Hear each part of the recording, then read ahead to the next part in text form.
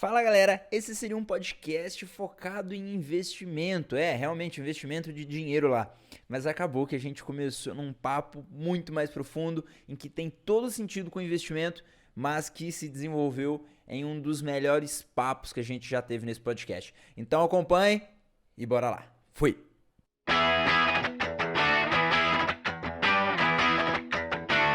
Muito bem, senhores e senhoritas, bem-vindos a mais um Mão Dupla Podcast.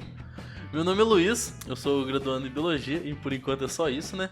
E geralmente, sempre que a gente vai começar algum podcast falando sobre ciência, eu sempre falo, meu nome é Gustavo, sou formado em Educação Física, fiz mestrado em Ciências da Saúde, e hoje eu tô exatamente com o cara que me tornou mestre em Ciências da Saúde, meu orientador de mestrado. Se apresente.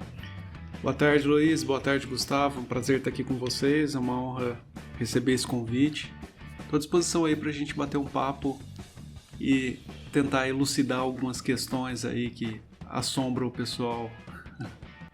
Geralmente o pessoal que nos escuta, geralmente está acostumado com podcasts relacionados à ciência, talvez ali à cultura pop. E hoje a gente do nada trazendo um podcast sobre investimento, mas o porquê, né, que eu tive uma ideia sobre trazer investimento, o que isso tem a ver com ciência. E isso é algo que a gente vai discutir mais à frente, mas basicamente, pelo menos aqui no Brasil, o cientista, né, no mestrado, doutorado, ele não é tratado como um trabalhador, então de um certo modo ele não contribui para a aposentadoria. E aí às vezes ele vai chegar com 30 e poucos anos e vou aposentar com quantos anos agora? Então isso a gente vai bater um papo e eu vou ser o advogado do diabo, porque eu sou o cara mais consumista do mundo, não, mas eu sou bem consumista. O Luiz, eu acho que ele é o contrário de mim, e o Rodrigo, eu acho que eu sou também muito bom de vaca, rapaz. Super ao contrário de mim. Cara, eu sou o tipo de pessoa que, tipo assim, meu tênis tem que estar, rasgando, eu tenho que estar quase pisando no chão já pra eu comprar outro. Não, eu tô no meio termo aí. Eu não acho que a gente precisa viver uma vida completamente miserável, mas eu tenho uma inclinação um pouco maior aí para o minimalismo, né? Eu não acho que a gente precisa de tantos bens materiais para ter uma vida confortável. Mas isso é sempre uma escolha pessoal e o que não pode é a gente confundir achando que são os bens materiais que vão suprir algumas deficiências sentimentais, né? Ou alguns vazios que a gente não consegue complementar da maneira que deveria ter sido complementado. E acontece muito isso, principalmente no consumismo, né? O marketing hoje em dia ele consegue apelar muito para esse lado de que você vai ser feliz quando tiver o mais novo celular, ou o tênis mais caro, ou o carro de luxo. Isso não é de hoje, né? Já há um bom tempo. Então isso são acaba virando algumas um ciclo armadilhas. vicioso também, né? Eu fico vicioso, que aí, tipo assim, toda vez vai estar chegando novo, vai ser, nossa, vou ter que pegar aquele lá. Aí, né, é uma armadilha, né, igual você acabou de falar. A cada 6 meses você tem um iPhone novo sendo lançado, né? E você já não vai ser mais o cara descolado se você não conseguir continuar acompanhando. Exatamente. Exato, eu tenho uma... Cara, esse caso eu sempre comento com a minha namorada. Eu e ela adoram ir num restaurante na minha cidade e a gente sempre vai e assim... Eu tenho um iPhone, minha namorada tem um iPhone, mas é algo que eu comprei, pretendo trocar daqui muito tempo. Minha namorada também tem bastante tempo. Só que o garçom, ele troca de iPhone exatamente todos os anos. E ele sempre chega e fala, olha aqui, eu peguei o novo iPhone. Aí ele pega e fica... E eu acho que cai exatamente nisso, pela questão do status de você querer cada vez mais... Não mostrar para você ter aquilo com uma forma de ferramenta para trabalho e etc. Mas sim com uma forma de talvez querer mostrar para outras pessoas que você conseguiu. Eu acho que esse é o ponto-chave. E eu, acho que talvez... Eu ainda sou muito dessa forma, mas eu já... Uma vez o Rodrigo me passou um livro, não sei se você lembra, foi quando tinha lançado na época o livro do 1000 ao Milhão, do Thiago Nigro. E aí eu li aquele livro, acho que em 2 dias, e aí eu falei, nossa, agora eu vou começar a poupar. E aí eu comecei naquilo, comecei a poupar, li outros livros de investimento. E uma coisa que eu senti muito. Eu não sei se alguém mais já passou por essa situação na vida, mas eu sempre fui, tipo, quero, vou lá, compro. E até hoje eu sou de um certo modo desse jeito, mas hoje eu penso um pouco mais. Só que quando eu parei de comprar muitas das coisas que eu estava acostumado a comprar simplesmente por impulso, meio que minha cabeça começou a falar, tá, e agora? O que você tem pra fazer da vida? Seu dinheiro, de um certo modo, dá pra você viver aí por mês, você não tá consumindo. E aí, qual que é o sentido pra você agora? É um negócio, eu não sei explicar, é muito frustrante internamente, talvez pra pessoa super consumista. E eu acho que é por isso que, como o Luiz disse, você entra nesse ciclo vicioso. Porque aquela dose de entusiasmo de quando você compra algo novo, fica ali no seu corpo, né? Então, puxando um pouco para o lado da neurociência, né, por trás de tudo isso. A gente é movido por impulsos biológicos que nos remetam a prazer, né? Então, a gente é movido a recompensas. E nada mais prazeroso do que a dopamina. Então, pensando lá na pirâmide de Maslow, né, em que você vai tendo demandas que vão sendo supridas, então, a partir do momento que as demandas fisiológicas, que são as principais, as mais instintivas, elas vão sendo cumpridas, então, de alimentação, de segurança, das necessidades básicas fisiológicas, você começa a escalar para buscar outras fontes que possam te dar prazer. Isso acontece com a compra, com a própria alimentação, com jogos, com qualquer coisa que dispare a sua via de recompensa no cérebro. E a gente é muito ruim em fazer previsão de prazeres futuros, né? Então, você não consegue poupar hoje pensando no que esse dinheiro pode te trazer como liberdade financeira lá na frente. E parece que isso tem até algo inerente, né? Em um estudo feito com crianças, em que elas eram oferecidas um marshmallow, então a criança tinha que ficar 15 minutos numa sala sozinha, olhando ali para um marshmallow, e se ela aguentasse ficar esse período sem comer o doce, ela receberia 2 mais para frente.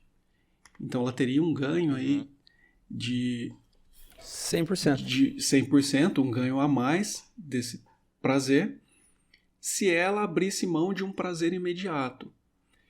E no nosso dia a dia acontece muito isso, quando a gente pensa em poupar, então deixar de assistir um filme agora.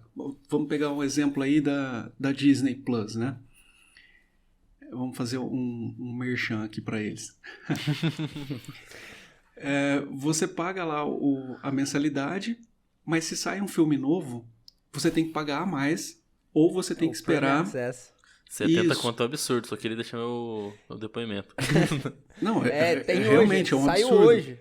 Mas olha só, né? Quais são os gatilhos que você tem aí? Eles já colocam... Eu tô esperando até hoje para assistir o da Viúva Negra, não sei que dia vai sair. Mas, por exemplo, você paga lá a mensalidade e aí você tem um acesso premium para você receber aquele benefício antecipadamente. Só que isso te custa. Então você fica nessa de adiar um prazer de assistir esse filme mais para frente, num custo mais baixo, ou fazer essa troca pelo dinheiro que você vai ter que pagar. Uhum. E aí você já trabalha com outros gatilhos também. Esse gatilho de marketing, né? Olha, você vai participar de um grupo seleto agora, um grupo premium, que vai ter acesso a isso.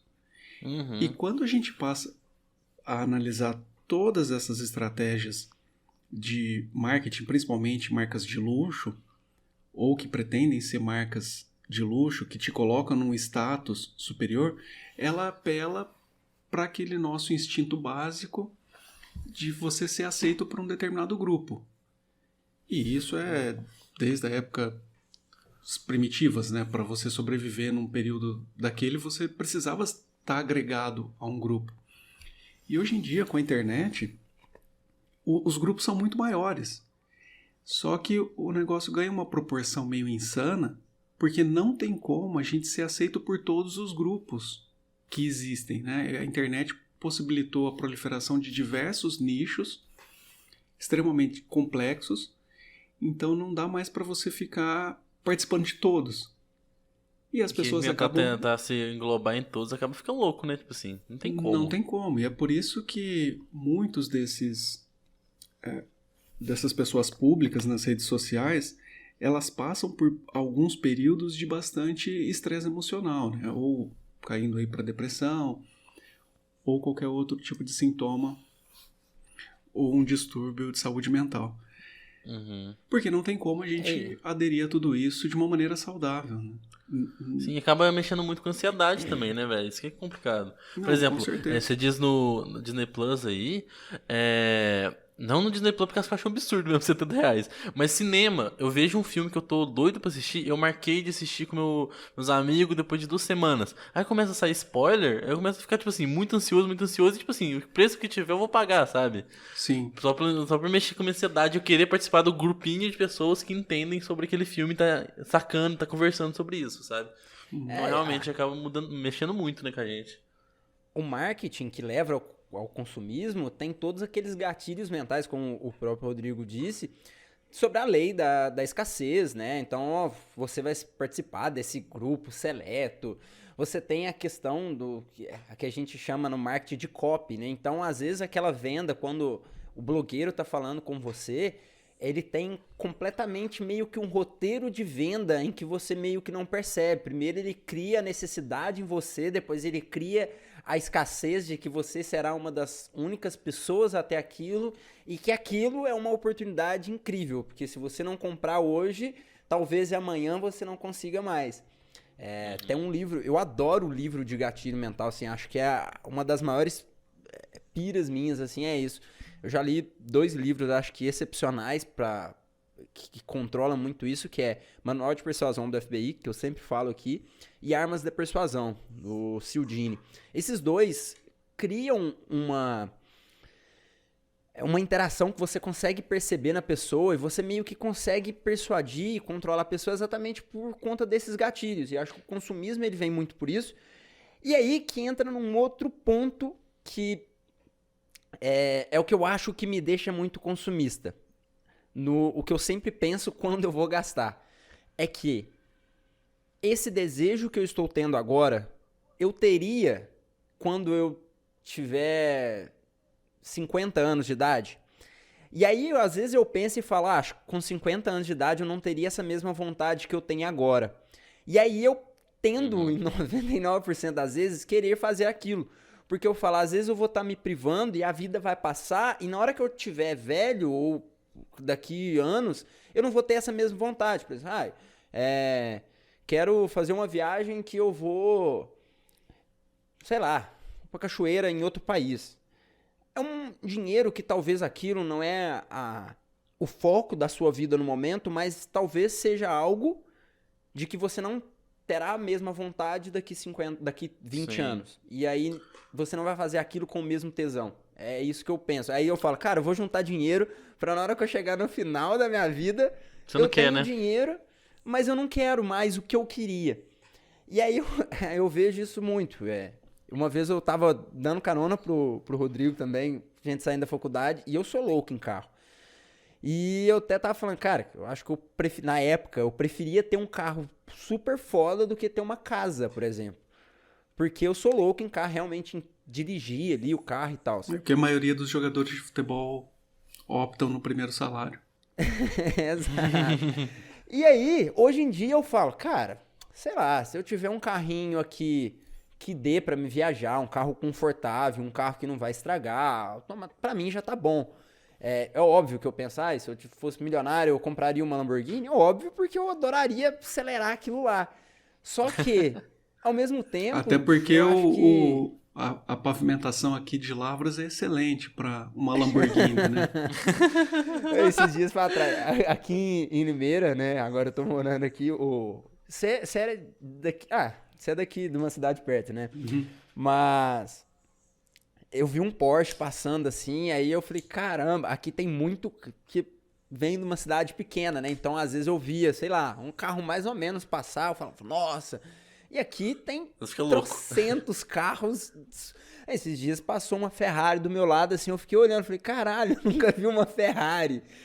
E eu acho que entra muito também na questão disso que a gente tava falando, do consumismo, que às vezes eu olho pra ele, beleza, quando eu escuto o som, uma Ferrari acelerando, eu falo, nossa, que som mais da hora.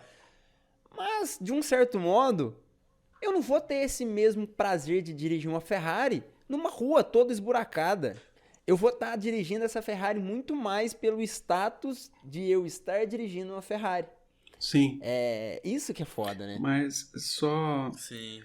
Complementando aqui, em nenhum desses momentos é um julgamento de valor aqui o que a gente está fazendo, né? Então, eu não julgo quem prefere ter um iPhone novo, trocar todo ano, ou ter um carro zero, trocar cada 2 anos.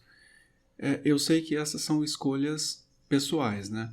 Eu só acho importante a pessoa sempre ter em mente o porquê ela está optando por aquilo.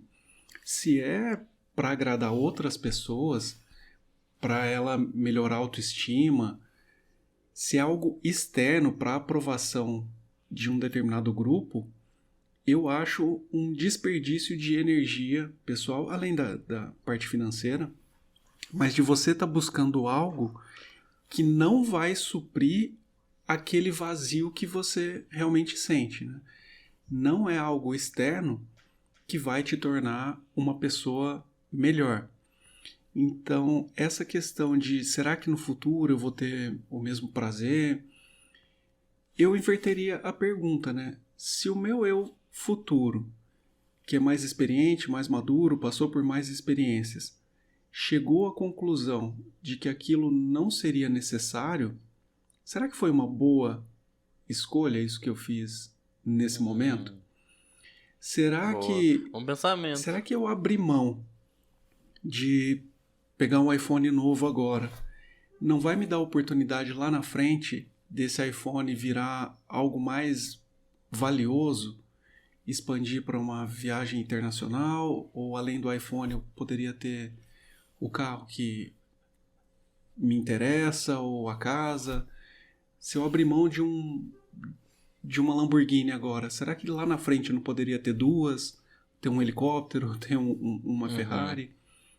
Se é a parte material que te move, ela também deveria ser pensada para que lá na frente você tenha bem mais ou uma quantidade maior desses próprios bens materiais, né? Não tem nada que empobreça mais rápido uma pessoa do que tentar parecer ser rico. Isso é uma das coisas que mais atrasa o enriquecimento financeiro de alguém. Sim. Porque veio muita foto, tipo assim, desses caras ricos, Bill Gates e Mark lá, que, tipo assim, eles estavam um pouco se fudendo, sabe? Dentro de qualquer jeito. Eles não ligam pra essa coisa, enquanto, tipo assim, quando a pessoa não tem, ela quer mostrar, né? Acaba gastando de forma desnecessária mesmo, igual eu tô falando. E pensando até no meu... Você falou de, tipo assim, eu achei muito legal esse pensamento. Você falou de pensar que talvez seu eu futuro realmente, tipo assim, é mais experiente, não ligue pra aquilo e, tipo assim, você poderia gastar pra frente. Que é uma coisa que agora que você falou, faz até sentido, que é uma coisa que eu falo comigo, só que é mais, tipo assim, pra eu perder o fogo de tentar comprar coisa no impulso. Que eu sou muito conservador nessa parte de dinheiro, que eu penso muito antes de comprar alguma coisa. Mesmo quando eu tô com muita vontade, eu paro e falo assim, velho, pera, calma aí. Eu preciso desse negócio, é realmente necessário, é simplesmente questão de status, ou tipo assim, sei lá, fogo no cu e eu nunca mais vou usar, ou qualquer coisa assim. Aí eu paro, penso, vejo se é melhor investir em outra coisa, ou se, por exemplo, isso que eu vou gastar vai ser realmente bom para aquilo, eu vou conseguir usar por bastante tempo, não precisar...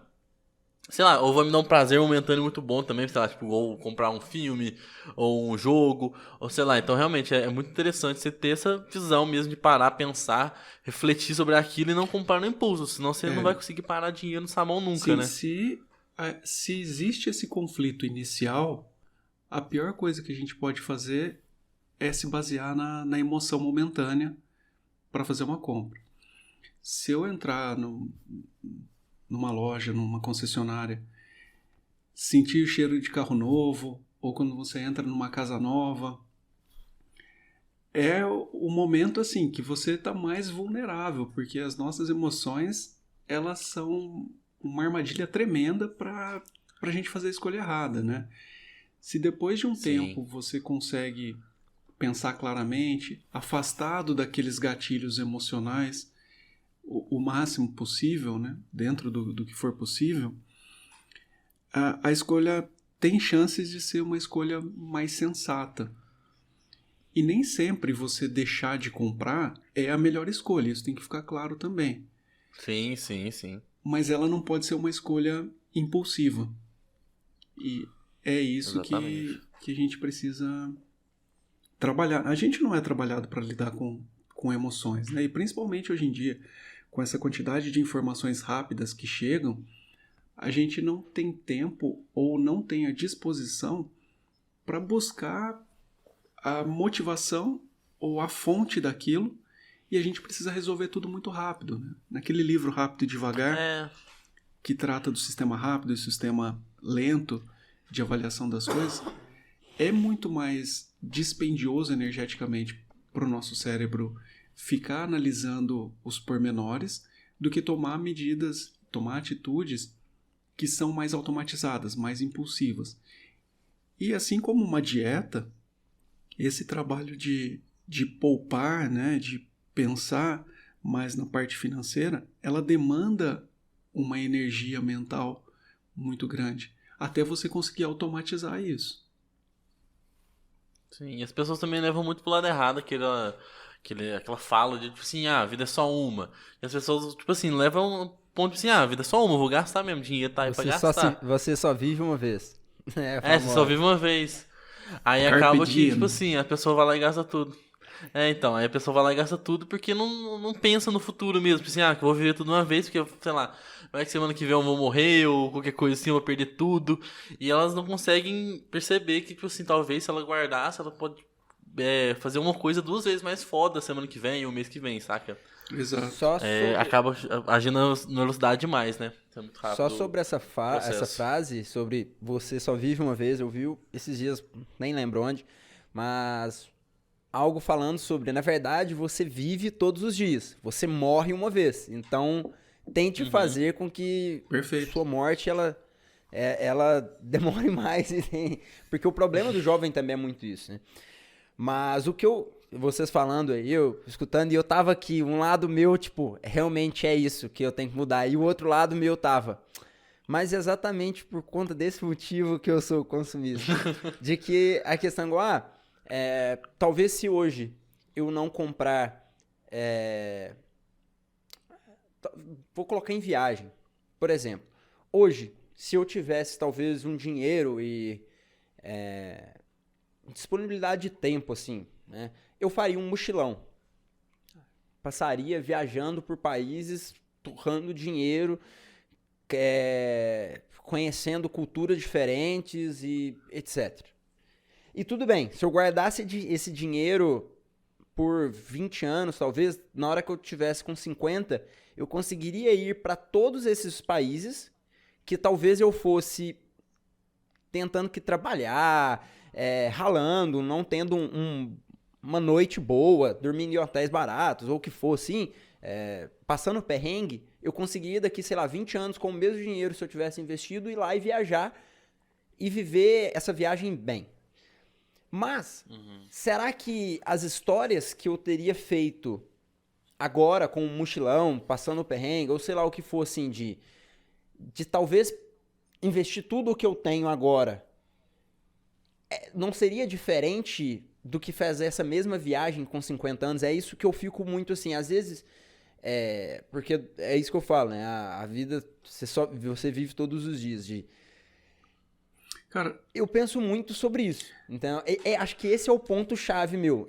É o que eu volto, né? Eu não sei se eu teria a mesma história e não a mesma vontade. Vontade acho que talvez possa continuar, mas a mesma bagagem de história de vida. que você mas cria. depende da experiência que você quer ter, né? Tipo assim, se você quer ter algo que você quer ir pra vivenciar, pra estar em cada segundo ali, ter uma experiência nova. Porque, tipo assim, viagem, eu acho que, por exemplo, nesse sentido de conhecer culturas, que você fica mais tempo e não simplesmente visita e olha as coisas e vai embora, acaba que é um investimento muito cultural seu e pessoal, que é muito bacana. Então, tipo assim, depende. Se você quer fazer uma parada mais, um investimento pessoal seu, pra você aprender a cultura, ter a vivência ali no local, tipo assim, pode ir agora e você vai passar perrengue, você vai se virar, mas você vai ter uma puta experiência. Você Eu pode digo achar os seus assim, dias uma merda, por com a exemplo. mesma ideia de viagem. Eu vou Uhum. para conseguir ter essa bagagem cultural, tanto com 24 anos quanto com 50 anos. Só que talvez as experiências de vida que eu passaria lá com 24 anos seria super diferente do que com 50 anos. Então, Sim, então, todas... é que acaba que com 50 anos, talvez você tenha mais dinheiro e você consiga fazer uma viagem mais calma mesmo, sabe? Tipo assim, Exato. você vai visitar ali, você só vai conhecer a pessoa, você não vai vivenciar com a pessoa, talvez, porque você já tá com, tipo assim, sei lá, você montou seu rolê, sabe? E aí Com que dinheiro entra, mais fácil. eu acho que experiência o dinheiro não compra. O dinheiro compra a experiência naquele momento. Mas talvez daqui 5 anos, o mesmo dinheiro ou mais dinheiro não vai te comprar a mesma experiência que você teria com aquele dinheiro. Entendeu? É isso. Mas as experiências, elas vão estar sempre presas dentro daquele espaço temporal. Sempre que a gente faz a escolha por um determinado caminho, você está abrindo mão dos caminhos alternativos. Não dá para você escolher um lado e ficar olhando para trás, né? Então, talvez o que precisa se pensar é o seguinte: será que essa experiência de agora, ou essa ansiedade em viver todas as experiências possíveis nesse momento, elas estão me garantindo um futuro tranquilo? Ou um futuro em que eu não tenha que viver somente das lembranças do passado, porque o futuro chegou e ele está um futuro extremamente apertado. A gente vive num país em que você não tem seguridade social. A gente está todo ano, todo novo mandato presidencial, você tem uma nova reforma da Previdência. A gente está numa profissão que não nos garante... você pode ter uma estabilidade momentânea, mas você vai tendo os arroxos aí por conta de inflação e salários que não são reajustados na mesma proporção. E não dá para a gente ficar dependente do governo cuidar do nosso futuro, porque a gente tem 500 anos de história de Brasil aí, mostrando que o governo é extremamente incompetente para cuidar dos seus cidadãos. Enquanto a gente não partir para assumir essa responsabilidade pelo nosso futuro financeiro, a gente vai estar à mercê dos prazeres imediatos. E pode ser que lá nos seus 50, 60 anos, você não tenha como prover nenhum prazer imediato. E assim como acontece logo depois de você comprar um carro novo, comprar um celular novo, aquela dopamina ela é extremamente fugaz, né? Aquela sensação boa, em 2, 3 dias você já está pegando o celular de qualquer jeito, se ele cair no chão você já não se importa mais. Você não tem aquela mesma alegria que você teve naquele momento inicial. E aí a gente pode fazer até uma distinção aí da alegria que um objeto, um bem material te proporciona e a felicidade que algumas situações podem te proporcionar, que são mais duradouras. Então você percebe que não precisa estar numa Ferrari para sentir uma felicidade que você sentiria com um filho ou com uma esposa, independente se você está deitado no quintal da sua casa ou se você está lá na Torre Eiffel, em Paris. Faz sentido, porque imagina, você gasta tudo agora, aí você também vai ter uma vida infeliz no futuro, não só por causa de você não vai ter dinheiro pra fazer nada, mas você viveu algo muito intenso no passado, o ápice sim, e depois seria só uma depressão, não depressão de doença, sentimento, sabe? Mas tipo assim, depressão geograficamente, que eu quero dizer, tá lá embaixo agora, você não tá mais naquele pico que você tava antes. Então acaba gerando também uma depressão de doença, porque você vai assim, caraca, tipo, nossa, eu não consigo fazer mais nada, eu era muito mais feliz antigamente, sendo que, tipo assim, você podia ter dosado melhor, né? Tipo, e não ter sido impulsivo e ter pensado melhor sobre o futuro. E não tem nada mais deprimente do que você chegar numa idade mais avançada, perceber que você já não tem mais a mesma energia que você tinha quando era novo, energia para trabalhar, para correr atrás de novos recursos, não tem condições financeiras para se sustentar, e essas mesmas lembranças prazerosas de agora, elas voltam para te assombrar, para gerar mais culpa por você não ter feito o que deveria ter feito quando você tinha energia e recursos para isso, né? Muito bacana a reflexão disso. Eu estou reflexivo. Não, e eu pensando aqui, eu tô quieto, tô refletindo, mas é exatamente isso. Cara, a coisa que eu mais escuto nos grupos de mercado financeiro, nos cursos que eu participo, são pessoas falando, eu queria ter começado antes. É assim, eu acho que 99% das pessoas com quem eu já conversei, seja a pessoa ter 25 anos, seja ela ter 50, 60. Eu queria ter aprendido isso antes, eu gostaria de ter começado a investir antes. Então é sempre a sensação de arrependimento. Eu não vejo nenhuma dessas que estão mais focadas agora, que estão buscando uma segurança maior, nenhuma delas falando... eu gostaria de ter começado antes, mas eu não me arrependo de tudo que eu gastei. 99% vai falar assim que não precisava ter comprado ou gastado ou esbanjado da maneira que esbanjou quando era mais novo. E eu, inclusive. Uhum. Porque eu não estou falando isso também de um altar de sabedoria e de julgamento, não.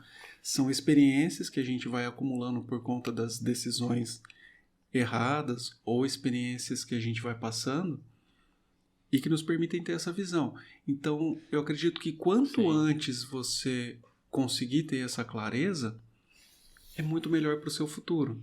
E aí não importa se o nosso futuro vai ser mais um dia, mais uma semana, ou se vai ser mais 20, 30 anos.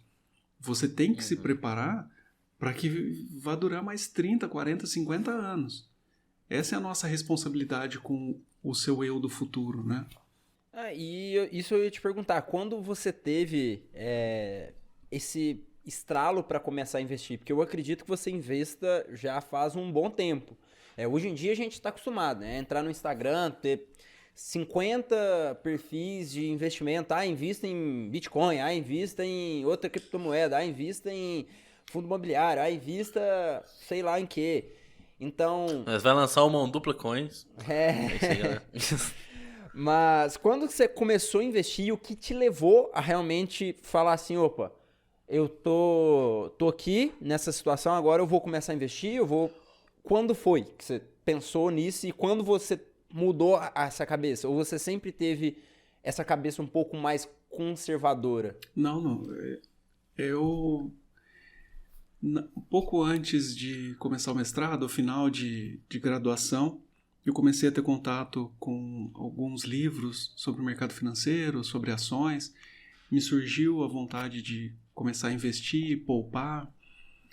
Mas isso é extremamente difícil quando você é mais jovem, né? Então, quando eu vejo você falando dessas necessidades de consumir um determinado produto, eu entendo isso perfeitamente, né? Porque até minha namorada estava falando esses dias, nossa, você já trocou muito de carro, né? E aí eu parei para pensar, e realmente, o primeiro carro que eu comprei, eu estava trabalhando numa academia, e há poucos meses que eu estava na academia, e logo depois que eu comprei, financiado, o que já é um erro, e você compra pelos motivos... Você sempre encontra motivos racionais para justificar uma escolha emocional. Isso é... o nosso cérebro é genial para fazer isso. E eu ia de bicicleta para academia, morava em Rio Claro, uma cidade extremamente plana, daria para fazer isso.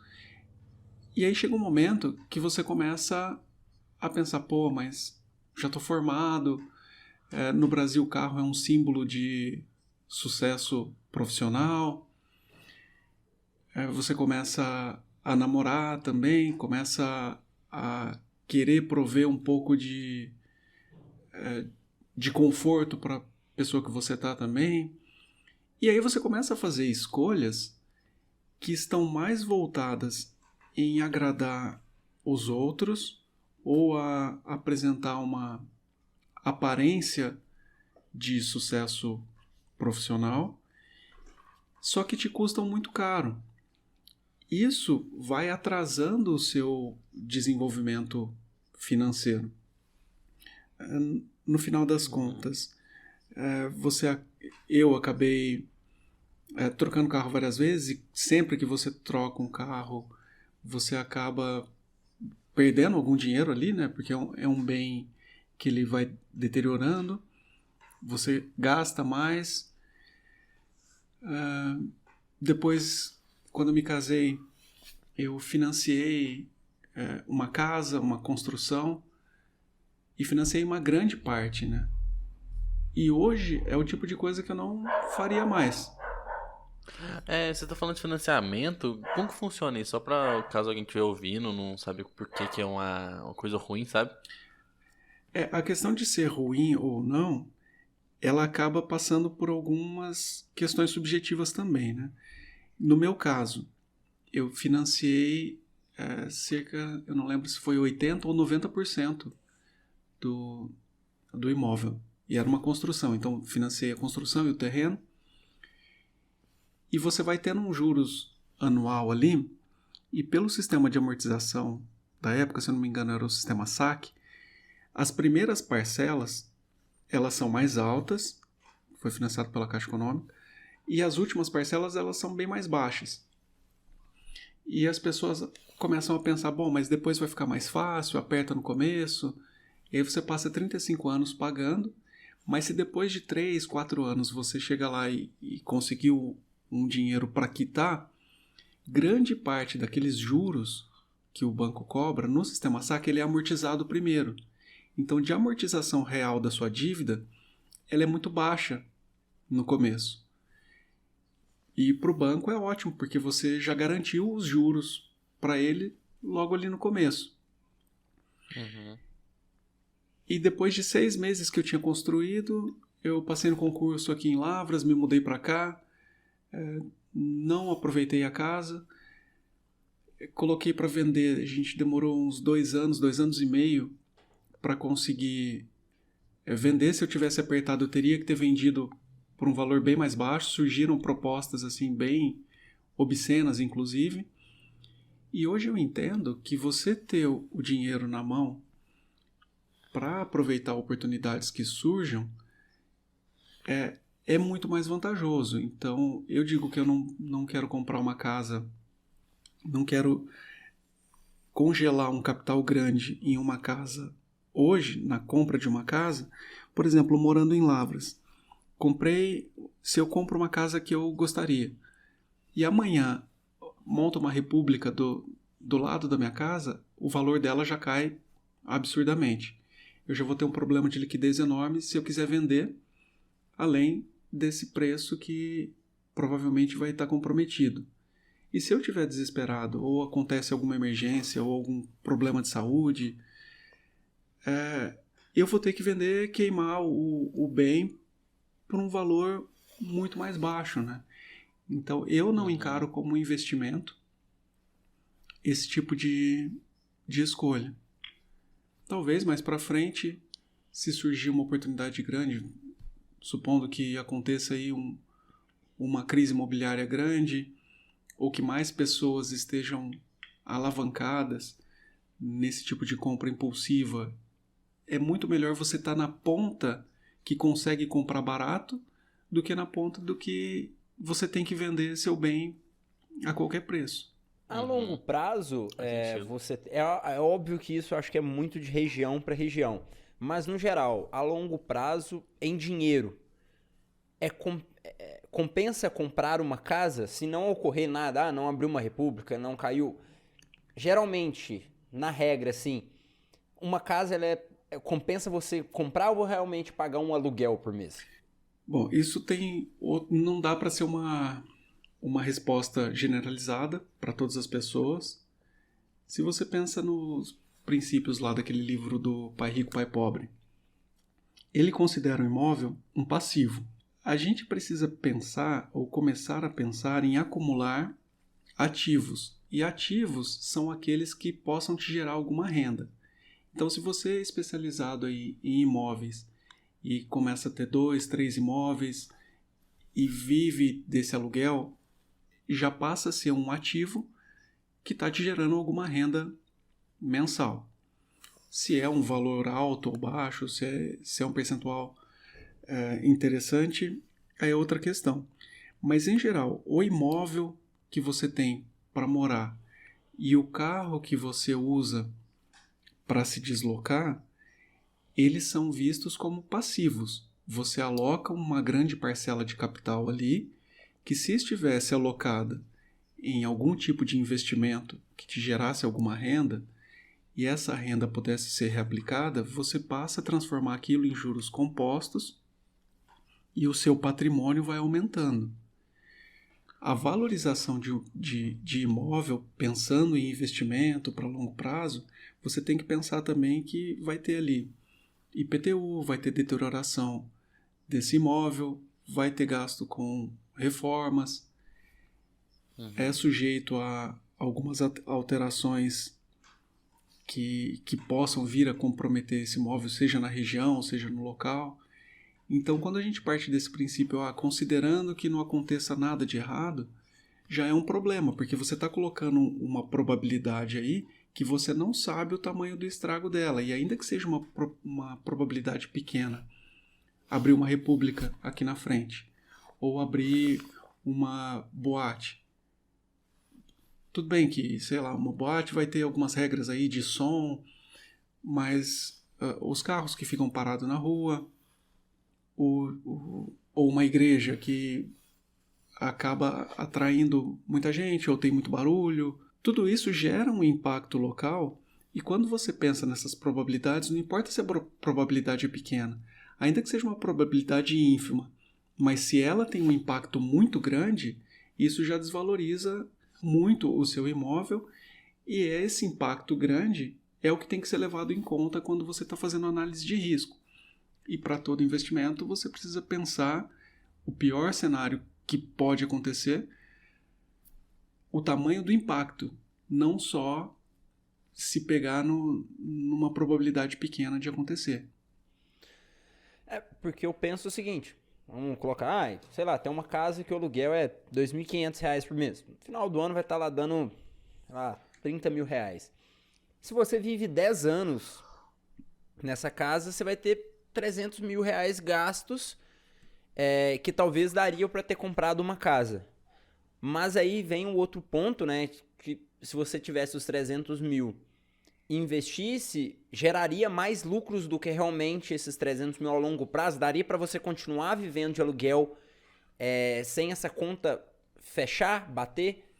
Então aí vai depender do tipo de investimento que você faz. Se os juros que você recebe nessa alocação de capital, ela conseguiria aí, seria maior do que o que você paga de aluguel, mas você também precisa pensar que enquanto você está com uma casa financiada, ela não é sua. Ela vai ser sua lá daqui 35 anos. Se você perde o emprego amanhã e começa a não ter condições de pagar aquele financiamento, por menor que ele seja, por mais que ele seja mais atrativo do que um aluguel, se acontece isso e você está numa casa de aluguel, amanhã você pode mudar para outra mais barato.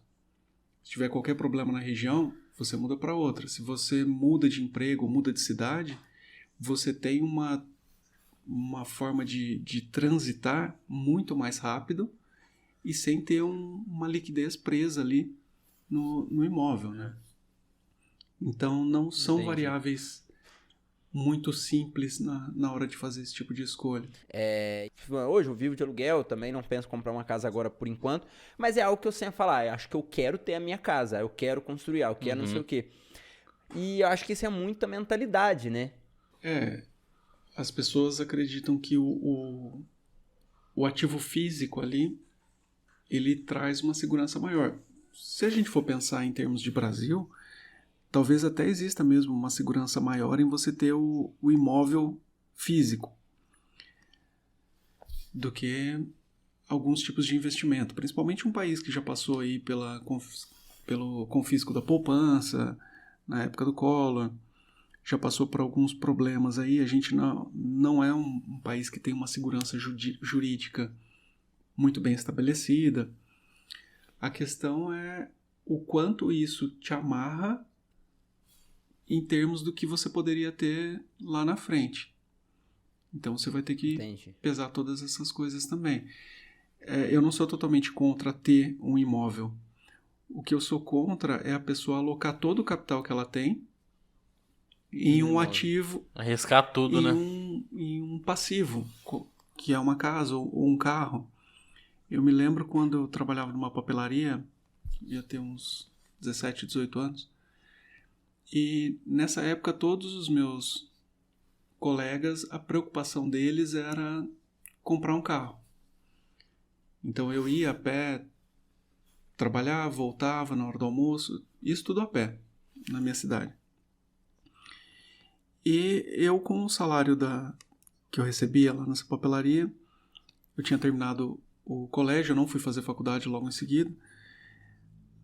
Aí eu falei, não, eu gostava de estudar, falei, vou investir em conhecimento. Aí eu comecei a fazer um curso de inglês, curso de informática. No ano seguinte abri uma faculdade de educação física na minha cidade, eu comecei a fazer. Para mim, isso eu vejo hoje que me trouxe muito mais retorno. Então, quando eu volto para lá e avalio essas coisas, conhecimento é o tipo de investimento que a gente não consegue enxergar ele dando um retorno financeiro imediato, como a gente veria num fundo imobiliário ou em dividendos de umas ações, só que ele tem um poder oculto nas opções, né? Quem faz investimento em opções chamaria isso de shadow gamma, que é uma capacidade de te gerar retornos exponenciais que você nem consegue calcular nesse momento, mas conhecimento é algo extremamente valioso que a gente menospreza. Então você tem pessoas hoje com muito dinheiro e pouco conhecimento. A capacidade que ela teria de transformar esse dinheiro em uma riqueza ainda maior e com isso até mesmo proporcionar uma melhora do microambiente em que ela vive, da sociedade em que ela vive, seria muito grande, né? E é preciso ter isso em mente também, porque quando a gente tem uma sociedade mais rica, com uma riqueza mais não concentrada, né? Então hoje eu vejo muito o pessoal falando que porque a renda per capita no Brasil subiu muito. Só que não adianta você fazer a renda per capita, que é uma média individual, quando você tem 1% da riqueza pertencente a poucas pessoas. Isso não é uma indicação de riqueza real daquela sociedade, né? E a gente ter uma sociedade mais rica, e aí eu não estou falando, sem entrar aqui em viés político, porque senão vão acabar falando que eu sou comunista, né? Professor de federal e falando de riqueza social. A gente tem um episódio falando mal do Bolsonaro. Então, assim, quem escuta Seja livre, cara. Quem escuta a gente sabe que a gente é muito puto contra o Bolsonaro, mas relaxa. Não, sim, mas só para não gerar nenhuma... Nenhum viés. Nenhum viés, porque senão a pessoa começa a te julgar pelo rótulo que você já ganhou ali inicialmente, né? E a gente... não quer te ouvir direito, né? E a gente, principalmente como educador, né? Eu acho que a função nossa é levar clareza e conhecimento. Tem gente que nunca vai querer ouvir, mas sim. a gente tem que fazer a nossa parte. E aí eu acho que essas coisas a gente precisa começar a pensar, né? Se eu tenho uma sociedade mais... que você pega, por exemplo, os países nórdicos, em que você tem um alto grau de educação, você não tem diferenças salariais muito gritantes. Quando eu fiz o doutorado lá em Bruxelas, o chefe do laboratório, o salário dele não chegava a ser 2 vezes maior do que o de um técnico. Então era um país em que eu não via necessidade nenhuma de ter carro para me locomover. Eu morei 1 ano lá, e metrô, ônibus, ainda que não fosse um país com muitas linhas de metrô, eram suficientes para atender as necessidades. E você não tinha essas questões que a pessoa precisava se impor pelo salário. Como a gente gosta, como a gente vê aqui, né? As carteiradas. Mas eu acho muito legal, porque eu já vi também... Você trouxe um ponto que eu acho muito absurdo, assim, de legal mesmo, sabe? Tipo assim, absurdamente legal. Que eu já vi, não sei onde você tava, mas já vi que, tipo assim, sei lá, uma pessoa fez um post relatando que, tipo assim, ele tava viajando e ele ia de metrô e, tipo, lá tinha médico, tinha pedreiro, tinha taxista, todo mundo andando junto, assim, no negócio, porque todo mundo ganha quase a mesma coisa, sabe? E isso é muito legal mesmo, tipo assim, é um ponto que é um diferencial muito grande, que não gera esse negócio, tipo assim, eu quero mostrar mais que os outros, sei lá. Não, lá o parâmetro acaba sendo muito diferente nessa questão, né? Eu não via o carro lá, pelo comportamento das pessoas, como uma prova de ser bem sucedido profissionalmente. E aqui no Brasil é a primeira coisa que as pessoas querem mostrar, né? Então, ou é um tênis de marca, quando você é mais novo, depois que atinge a idade para dirigir, o carro passa a ser o seu símbolo de sucesso, ou as roupas que você está usando, a marca da roupa, ou a casa, ou o bairro onde você mora. E eu acho que a gente trabalhar para ter uma sociedade mais educada, com mais conhecimento, e principalmente com o conhecimento para gerar riqueza para si e para o ambiente ao seu redor, a gente tem uma sociedade mais apta a enfrentar problemas, né? E os problemas, eles acontecem em escalas mundiais. A pandemia agora é um exemplo disso. Então... Realmente, né? Muita gente não soube lidar bem também quando... O que fazer na pandemia, né? Tipo assim, quando os negócios vão diminuindo. Essas coisas, né? Não tinha essa experiência, não tinha essa noção. Exato. Acaba se errando muito, né? E é interessante, é um ponto que, sei lá, por mim, eu acho que... Acho que todo mundo, nós três aqui também, eu acho que vai concordar nisso. Que seria muito bacana, desde sei lá, do ensino médio, já ter uma abordagem, assim, de financeiro já, de a gente aprender a lidar com as coisas. Muito melhor pra gente não vir na vida e, tipo, ter que pensar, vou gastar tudo e só recobrar consciência, vamos dizer assim, de ver nossas ações só na frente e ter aquele arrependimento que você falou, né? Mas olha só... Então, eu acho que seria muito bacana, desde o ensino médio, ter um negócio assim, né? Não, com certeza. Eu acho que a educação financeira ela deveria vir o mais rápido possível. Mas por que isso não acontece, né? A gente tem um modelo mundial de estímulo econômico, que é o modelo keynesiano, que é basicamente de estimular consumo. Então, por que os Estados Unidos estão dando os cheques lá de $2.000 para cada pessoa? Não é simplesmente pela questão humanitária, mas também porque ele precisa continuar estimulando o consumo para que faça a economia girar. A gente não tem uma economia centrada nas necessidades básicas. Quando eu digo básicas, é no sentido de que, olha, compre realmente o que é necessário. Será que você precisa ter todos esses pacotes de TV a cabo? Será que você precisa ter um tênis de R$2.000? Precisa ter um celular de R$15.000? Será que isso realmente é necessário? Então, se você começa a ter uma educação mais centrada em as pessoas pouparem do que propriamente estimular o giro da economia, o governo começa a ter muito problema de arrecadação, então os impostos que estão embutidos ali, eles diminuem. Você tem problemas imediatos que nenhum governo quer lidar, né? E além disso, a pessoa não tem o direito de aprender isso, né? Exatamente por tudo isso que você falou. Porque se o pai e a mãe, ela for consumista, que é a grande maioria, a gente vive num país capitalista, o filho, ele nasce e aí ele é criado com as mesmas ideologias do pai e da mãe.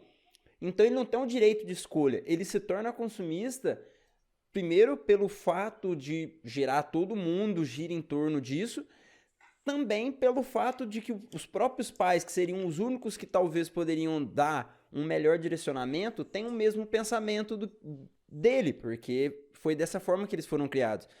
Então, realmente, assim, eu acho que a partir do momento em que tiver, olha, isso aqui faz dessa forma, a gente forma sem saber pagar, de um certo modo, o que é.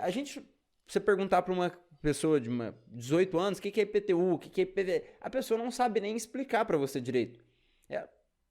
Porque é algo que aquilo é de adulto, eu não preciso lidar com isso, entendeu?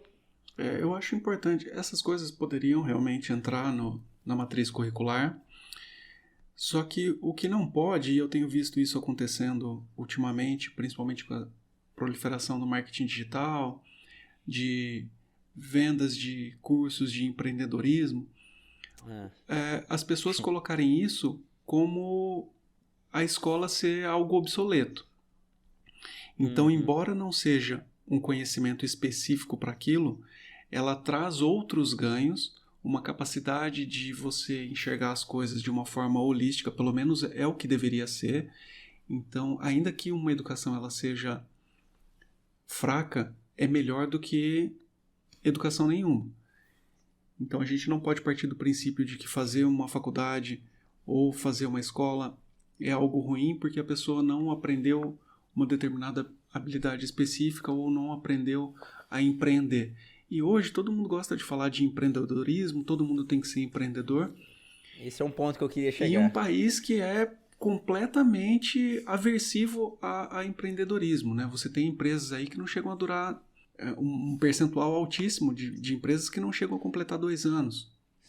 Exato, se eu não me engano, 1 a cada 5 empresas ou 1 a cada 3 empresas quebram no segundo ano. Então, pô... E você estimular empreendedorismo ou falar que a pessoa não consegue enriquecer porque ela não quer é algo muito cruel, né? E ao mesmo tempo você dizer que faculdade é algo obsoleto, é algo ultrapassado. E aí gostam de citar, né, o Zuckerberg e o Steve Jobs. Eles largaram Harvard e são milionários. Tá, a primeira coisa. Para terem largado Harvard, primeiro eles conseguiram entrar lá. Então, não é já qualquer pessoa. Então, se você quer partir por esse caminho, primeiro, mostra que você é capaz de ter entrado lá. Partir por esse caminho que eu digo é utilizar esse discurso de que a faculdade não é importante. E a outra coisa é visitar o cemitério dos que largaram e se ferraram depois, né? E não conseguiram o mesmo sucesso. Sim, a gente acaba vendo só mais as histórias de sucesso, né, velho? Não as de derrota do pessoal. Por exemplo, o próprio Walt Disney também, que é um cara que, tipo assim, cara, a Disney aí, ó, foda pra caralho. O Walt Disney, ele se fudeu pra caralho, sabe? Nossa, ele foi negado várias vezes, ele faliu e tal, até que deu certo, sabe? É que as pessoas acabam achando que a pessoa deu certo e que aquilo ali vai dar pra ser seguido facilmente. Só que, tem milhares de Walt Disneys que estão no cemitério que a gente não sabe. Exato. Isso que eu lá ia falar. Um livro que eu tava lendo esses dias atrás, que era, se eu não me engano, A Sutil Arte de Ligar o Foda-se, que era um livro que até eu tinha um pouco de receio de ler, porque eu falei, esse nome muito clichê, sei lá.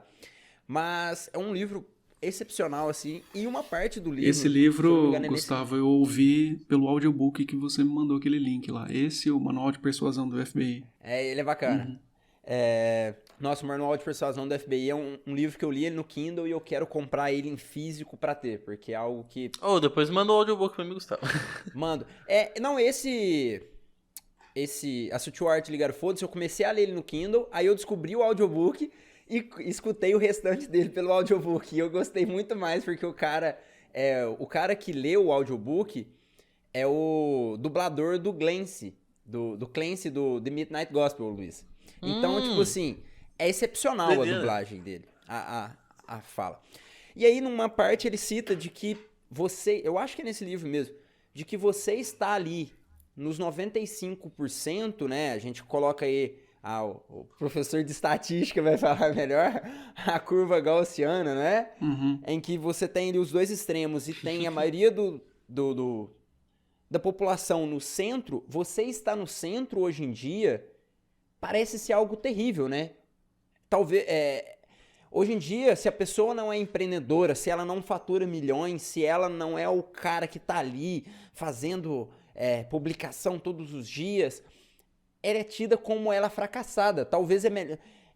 ele fala, é muito loucura de você pensar em que os únicos pontos que existem é o extremo do cara que deu certo e que dá certo, e que quer empreender e que quer fazer isso, e o cara que é pobre e que não tem essa condição. Mas você que está no meio... que tem o direito de escolha, se você não escolher querer ser empreendedor, querer investir, querer ser o fodão, você está errado. E isso é um ponto que eu observo muito hoje. Nem todas as pessoas querem ser o Mark Zuckerberg. Nem todas as pessoas querem ter milhões. Nem todas... Acho que isso é muito individual de cada pessoa. Cada pessoa, ela vive a vida dela ali... Às vezes ela simplesmente quer chegar, e é algo que eu pensei muito antes de, por exemplo, hoje em dia eu tô numa cidade, em outro estado, tentando seguir um sonho, um desejo que eu tenho muito grande, doutorado, etc. Mas antes de vir pra cá eu pensei muito, falei, cara, e se simplesmente eu continuasse trabalhando onde eu tava trabalhando, ganhando ali um dinheiro razoável, que dá pra viver, não vou ter uma vida boa, mas vou viver... No finalzinho de semana, vou lá, pedalo, não tem problemas, o desgaste mental que eu teria aqui. Por opção, eu escolhi tentar isso. Quase todo dia eu penso, eu ainda deveria estar aqui. Mas tem pessoas que simplesmente decidem.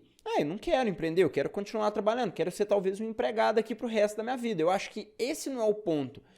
Eu acho que esse é o ponto, na verdade. As pessoas hoje em dia, como o Rodrigo estava falando, tudo tem que ser um empreendedor, tudo você tem que ser o fodão. E acho que é muito delicado essa fala. Né? Eu acho muito cruel você jogar essa culpa nas pessoas de que todo mundo tem condição de viver ali acima dos 2 desvios padrão da população mundial. De que todo mundo é excepcional.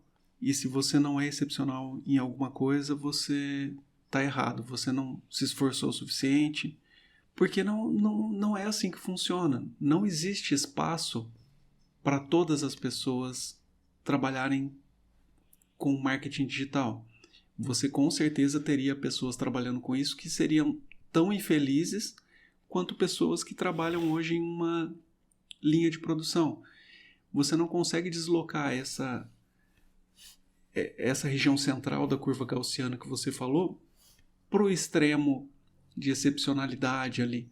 Eu acredito que todas as pessoas têm a capacidade de desenvolvimento pessoal em relação ao que ela é ontem. Então, todo mundo consegue melhorar. Só que o seu parâmetro tem que ser você mesmo. Enquanto eu viver me comparando com o Zuckerberg, com o Steve Jobs, com o Paulo Lehmann, eu vou estar num estado de miséria tão grande porque eu não vou conseguir enxergar sucesso enquanto eu não superar aquilo. Inclusive é nesse livro também da arte de ligar o foda-se, se eu não me engano, em que ele fala do guitarrista do Megadeth. Do Mustaine, David Mustaine, se eu não me engano o nome dele. Isso, que foi preterido ali pela Metallica, passou uma vida motivado na força do ódio ali, conseguiu fundar o Megadeth, ficou extremamente famoso, mas continuou sendo infeliz porque a banda dele não fez o mesmo sucesso que o Metallica. Vendeu milhões, mas não vendeu tanto quanto Metallica. Embora o cara ainda tenha uma banda genial e teve tanto sucesso. Então, enquanto o seu parâmetro de comparação estiver deslocado, você não consegue encontrar o que todo mundo fala, mas ninguém sabe o que é, ninguém tem a receita pronta, e todo mundo gosta de te vender que é a felicidade. Tem um perfil que eu vou falar de verdade, porque eu odeio ele profundamente, que é aquele Wendel Bezerra. Antes que me crucifiquem, na verdade, é o Wendel Carvalho. Não sei se vocês conhecem. O cara tem 6 milhões de seguidores Não, e ele conheço. vende... Eu não conheço. Cara, ele vende... Você conhece, sim, Rodrigo, que você já postou. Não, a voz do Goku. Não. Eu postei. Não, acho que é Wendel Bezerra mesmo. Não, O Wendel Bezerra é o dublador, né? Então, peraí que eu errei. Não, o Rodrigo já postou o meme desse cara, que é aquele que fala, você tem força. Aí quando fizeram uma dublagem nele com a vozinha de criança dos meninos falando, você tem força. Sei. Eu não sabia o nome. Mas eu tenho... Mas o nome dele também é Wendel Bezerra? É que o Wendel de... Bezerra é o dublador. Cara, ele vende o sucesso. Eu vou procurar aqui como que é. Não é Wendel Bezerra, não. Wendel Bezerra é realmente o dublador do Goku. Tadinho, você tá mandando um ódio pro cara, mano. Desculpa, não é o Eu Wendel assustei, Bezerra. eu falei assim, nossa, eu gosto A dele. gente aqui fazendo um Genkidama já pro Goku, fazendo isso pro cara. Eu não sei o nome dele, mas eu tenho pavor desse tipo de coaching que tem um apelo motivacional e que funciona ali aqueles 2-3 dias e depois a pessoa se encontra no buraco de novo porque ela cai na real. E eu gosto muito de PNL, hipnose, uso bastante, acredito muito em desenvolvimento pessoal utilizando essas ferramentas, mas eu acredito mais na idoneidade quando você está lidando com as pessoas. Não dá para vender sucesso dessa forma, gente. Até nesse livro que a gente tava falando sobre a Sutil Arte de Ligar Foda-se, ele cita tanto esse Dave Mustaine, que foi o cara que saiu ele foi expulso do Metallica, criou uma banda chamada Megadeth, super gigante e tal. Ele cita só o que rapaz do Beatles, né?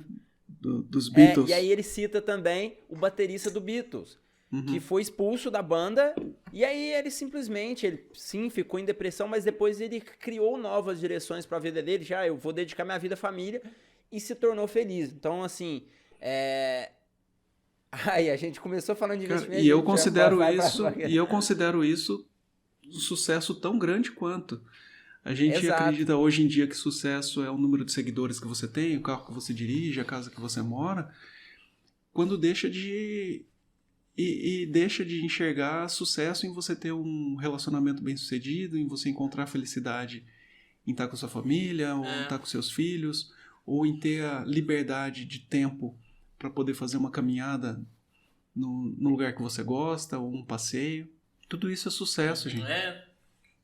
Exatamente. Sucesso assim, é você se encontrar mesmo, não precisa, tipo assim, você tá feliz com o que você tem, tipo assim, tá ótimo, sabe? Se encontrar. E tem gente que passa uma vida toda e não consegue se encontrar. Aquele filme Soul também, né? Tem, tipo, muito bom. Nossa, esse filme é excepcional, excepcional. Incrível.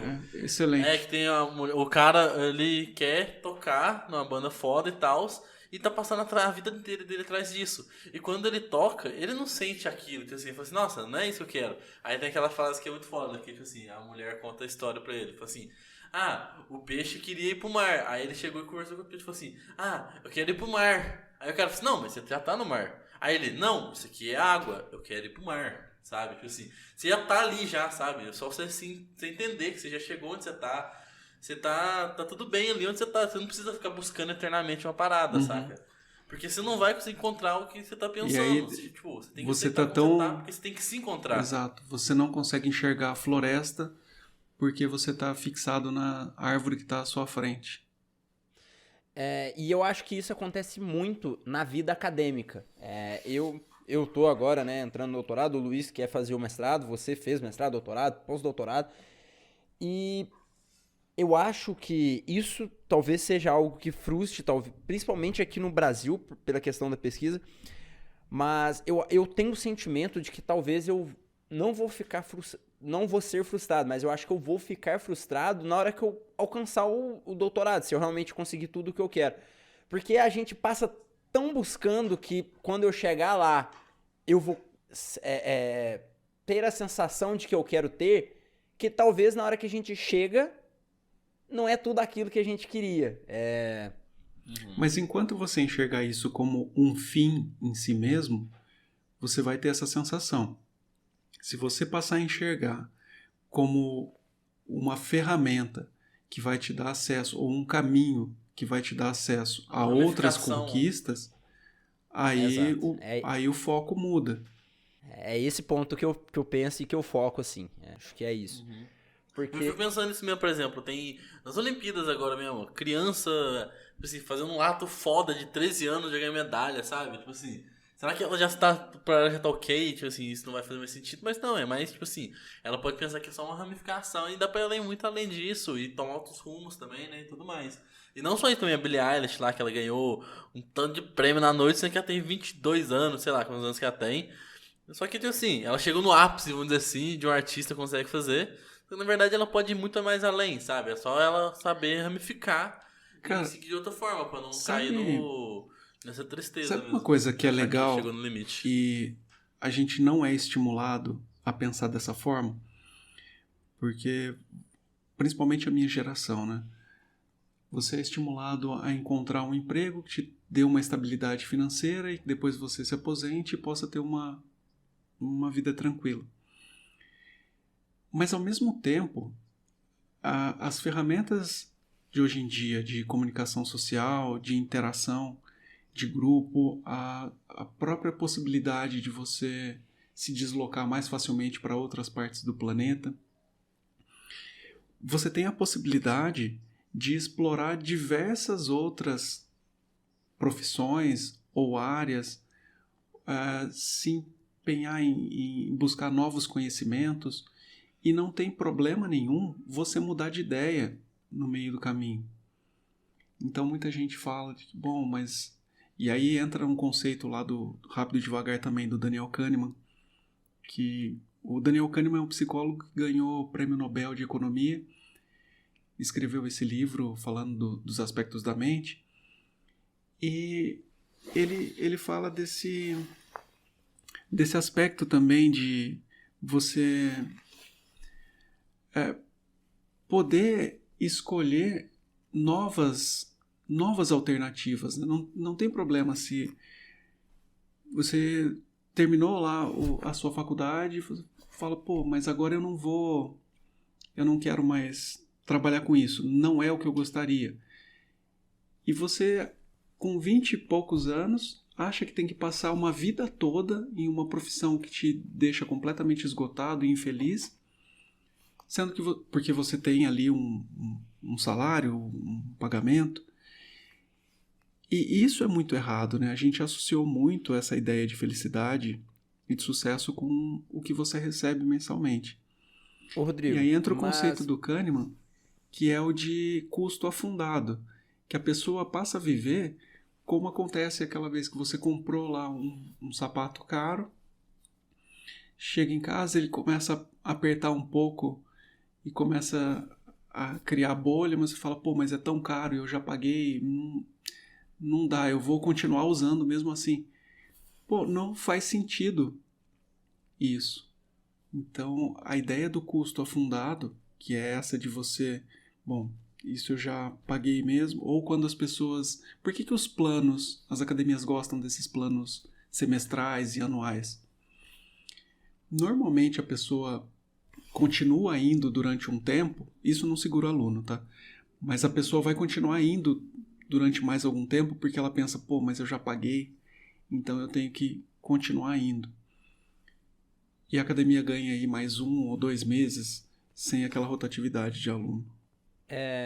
Uma coisa que eu ia te perguntar, eu até estava conversando isso com alguém, nem me lembro, acho que na verdade é um parceiro meu aqui do Lab, sobre essa questão, né? Que a gente, hoje em dia, antigamente, quer dizer, como você tinha falado, a pessoa, sei lá, formou, passa a vida inteira trabalhando naquela profissão. Muitas pessoas, sim, se tornavam infelizes, mas muitas outras pessoas até que era ok. E hoje em dia, o que eu vejo é que as pessoas, elas passam 2, 3 anos em algo e já quer ir para outra coisa porque o cérebro, de um certo modo, cansou de ficar ali. E eu acho que isso tem um efeito gigantesco dessa tecnologia, de que tudo hoje é muito rápido, tudo hoje é novidade, todas as redes sociais são plataformas de novidade. O que fez sucesso semana passada a gente já não lembra nada. A gente postou um meme hoje é super engraçado e amanhã a gente nem lembra. E eu vejo isso muito. Eu fiz 2 Reels, tipo assim, meio que de engraçadinho no meu perfil profissional essa semana. Eu tava comentando isso com ele, às vezes eu passo lendo um artigo 2, 3 horas para tentar fazer um Reels ou fazer um post que tem um certo conhecimento, ou que às vezes, sei lá, um vídeo que tem 3, 4 minutos e tem um alcance super pequeno. Mas se eu igual eu fiz esses 2 Reels, foi os 2 maiores Reels que tiveram maiores visualizações. Isso porque as pessoas elas querem ver algo tão rápido, que simplifica tanto, e eu acho que isso reflete na vida profissional. Cada vez mais, principalmente com essa geração que tá vindo, essa geração TikTok, que tudo é muito rápido, muito instantâneo, eu tenho um certo medo de que as pessoas elas não consigam se encontrar nunca. E fiquem correndo nessa corrida do rato de que eu vou fazer isso esse mês. Mas não deu resultado, não, vou pro outro. Não deu resultado, não, vou começar a mexer com marketing digital. Não deu certo, vou cantar. Não. Eu sou uma pessoa que sou assim, porque eu não consigo fazer nada uma coisa só. Eu gosto de correr, de pedalar, de cantar, não sei o quê. Mas eu acho que a geração que tá vindo, ela vai fazer isso inconsciente e não vai encontrar a resposta para ela, que é o que a gente já falou esse podcast inteiro. O que vocês acham disso?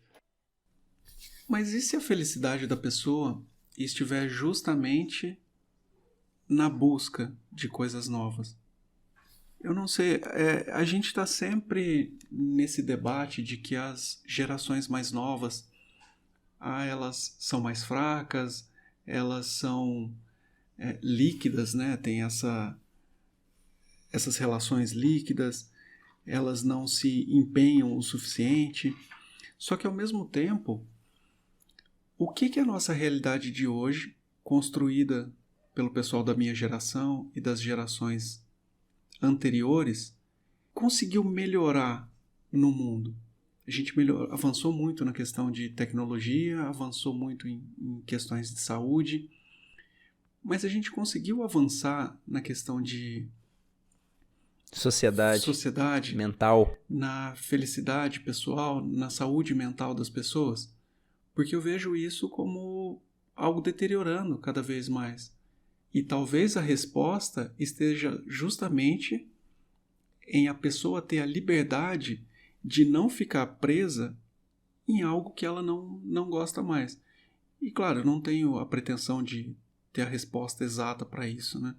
É só fazer o contraponto aqui do raciocínio, porque senão a gente fica sempre nessa posição de ser o senhor da verdade e ter a pretensão de dizer que tem a resposta para todas as coisas. Eu não sei, pode ser que fale miseravelmente, com certeza vai trazer algumas frustrações para essas pessoas, mas o Taleb, que é um autor que eu gosto muito, o Taleb era um trader e é um filósofo, matemático, e ele trouxe o livro Antifrágil, que é basicamente o quanto você vai se fortalecendo quando você tem situações adversas. Então, diferente do resiliente, que é aquele que só aguenta pancada, ele até usa o exemplo, você pega uma caneca de metal, por exemplo, e você derruba no chão, ela continua a mesma, ela é resiliente. Se você pega uma taça de cristal e joga no chão, ela é frágil, ela é quebra. O antifrágil, diferente da caneca de metal, ele seria aquele que se fortalece mediante o estresse. Então, quando você observa uma árvore, por exemplo, que cresceu em um ambiente inóspito, com muita tempestade, muita chuva, você vai ver que as raízes são mais profundas, ela vai ter um caule mais grosso, diferente de uma árvore que cresceu em um ambiente protegido. Dentro das devidas proporções, o que eu acho mais perigoso é a gente proteger demais como se o mundo não tivesse os desafios que ele tem, e aí você tem uma geração despreparada para lidar com isso, para lidar com frustração. Agora, uma geração que continua motivada a buscar novos desafios, empreender em diferentes áreas, empreender no sentido de buscar conhecimento, de aprender uma habilidade nova, eu considero algo saudável. Mais também. do que Concordo com você falando. Na minha cidade tinha a fábrica da Nestlé, e para eles, uma cidade de 50 mil habitantes, você ter sucesso na vida seria conseguir um emprego na Nestlé, passar uma vida trabalhando ali, nem que fosse só na linha de produção, não que seja um trabalho que não seja um trabalho digno, mas não é um trabalho que te estimula a melhorar em outras áreas, é um trabalho mecânico, né? E poder se aposentar depois de 30 anos trabalhando lá. Não é algo que me agradaria, mas eu sei que tem pessoas que estariam extremamente satisfeitas com isso, né? Então você ter pessoas que abram mão, e o Taleb fala uma frase que eu acho muito interessante. Na verdade eu não lembro se foi o Taleb que falou isso, mas a frase é que o salário é a propina que você recebe para abrir mão do seu sonho mais verdadeiro. E isso é algo que me toca profundamente, né? Principalmente sendo funcionário público. Porque eu estou numa posição que acaba sendo vista como uma posição privilegiada em termos de segurança, de emprego, né? Algo que a maioria da população não tem. Mas que é algo questionável também se é algo que me traz o retorno emocional ou o retorno em termos de felicidade que eu gostaria. E eu não gostaria de parar de me questionar isso todos os dias. Sim, não, realmente, eu concordo muito com o que você falou. Muito interessante mesmo esse ponto. Nossa, eu tô muito reflexivo durante esse podcast inteiro, puta merda. Não, mas é bacana que, igual na hora que você falou de colocar o contraponto, e é exatamente isso que eu e o Luiz sempre faz, porque senão a gente sempre vai cair naquilo, né? O cara que palestra pra todo mundo que tem o mesmo pensamento. Se você palestra pra todo mundo que pensa a mesma coisa que você não tá palestrando pra ninguém, né? Então acho que é bacana. Eu tenho essa mentalidade de que essa velocidade com que a gente tem hoje no mundo, e igual, não que isso talvez seja ruim, acho que o ponto-chave foi o Rodrigo falar sobre que realmente a gente teve tudo isso, mas o que a gente realmente conseguiu melhorar em questão humanitária. A gente tem cada vez mais pessoas passando fome, cada vez mais desigualdade, e é exatamente isso. O que eu sempre fico com medo da questão que eu falei da geração é a velocidade com que a informação chega, a gente não consegue absorver profundamente para conseguir entender aquilo. E aí a gente começa a ficar muito superficial. E eu diferencio um pouco da busca de que você está sempre querendo mais do que você não se encontrou. Que, pelo menos a sensação que eu tenho, vamos supor, se eu faço algo e eu estou fazendo aquilo, não está me trazendo uma felicidade, eu falo, tem que ir para outro local. Isso é bom. Mas aí você fica passando e passando e passando e não encontra. E não encontra por conta que talvez aquilo não te faria bem, mas porque a gente não tem a paciência de esperar. Eu acho que isso volta no nosso tema principal sobre investimento, em que hoje em dia eu acredito que as gerações novas, elas vão ter uma dificuldade maior, talvez, dessa questão de investir, de guardar algo, não só dinheiro, mas até em questões alimentares, por isso que a gente vê taxa de obesidade crescendo e tal, porque hoje em dia a gente é muito momentâneo. A gente quer a sensação imediata, a gente não consegue esperar, a gente não consegue ter esse pensamento. E é isso, né? A gente começando um podcast de investimento, a gente sempre cai nesse tema que eu acho que é talvez o tema mais importante da vida, né? Que é realmente debater ela. Ele é extremamente emocional, ele é extremamente guiado por esses fatores que a gente está comentando. Porque você está falando de recompensa futura, está falando de expectativa e está falando de um sacrifício momentâneo inicial. Seja abrindo um novo negócio, seja abrindo mão de comprar algo para poupar aquele dinheiro que lá na frente você tem expectativa que te dê um retorno maior. Então, você ter isso em mente, ter em mente quais são as suas motivações, vão te ajudar muito mais nessa busca que você comentou aí de a pessoa muitas vezes... eu tenho medo da pessoa nunca encontrar o que ela quer. Se ela não souber quais são as motivações por que ela está nessa caminhada, a grande chance é que aconteça isso mesmo. Então, quantas pessoas você conhece hoje que se você perguntasse, você é feliz com o que você conseguiu? Você atingiu o que você gostaria? Eu não consigo me lembrar de uma pessoa que me responderia que sim. Em compensação, algumas outras gerações, se eu penso no meu pai, por exemplo, o meu pai, eu vi ele levantando para trabalhar todos os dias, de segunda a domingo, 6 horas da manhã, e ele sempre levantava cantando, feliz, ia, tomava banho, abre a lojinha dele. Nunca vi ele reclamando de trabalhar. E se eu perguntar isso para ele, ele nem vai conseguir entender a dimensão do que eu estou perguntando em termos de realização. Para a geração dele, ele ter criado os filhos, ter uma casa para morar, poder assistir a TV dele lá, tomar cerveja no final do dia, para ele tá ótimo. Uhum. E quem sou eu para dizer que você não atingiu o seu potencial?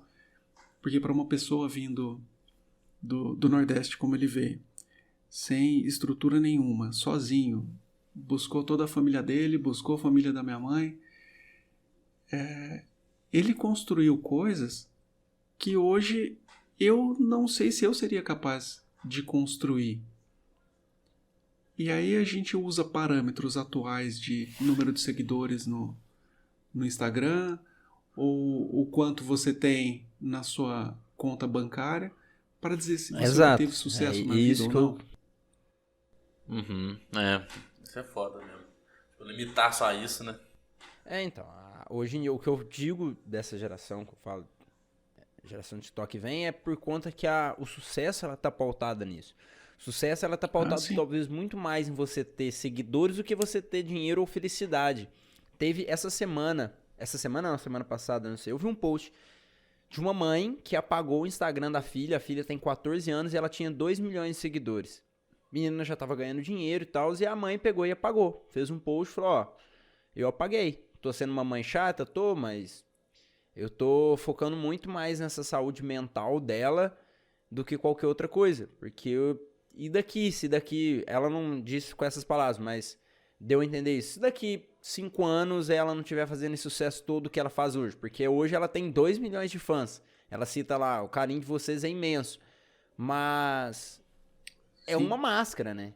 Porque as pessoas amam demais as outras e ao mesmo tempo detestam demais as outras em questões de Você pega a Britney Spears e até tem um episódio do South Park e olha como nossa conversa é eclética, né? Não, eu já decidi, eu vou fazer uma abertura no início falando, ia ser sobre investimento. Acabou Daniel Kahneman aqui, ganhador de prêmio Nobel de Economia até South Park. Mas quando eles falam, tem um episódio que eles falam da Britney Spears e é bem aquilo, os seus fãs, eles só adoram mais algo a mais que você do que também ver a sua queda. Então, assim, a sua queda é tão prazerosa para eles, e aí pensando num nível, assim, muito maluco mesmo, sei lá se sadomasoquista, mas que tipo de relação é essa?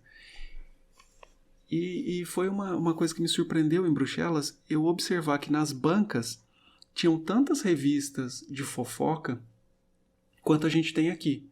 é algo que eu não esperava encontrar em uma sociedade que eu julgava mais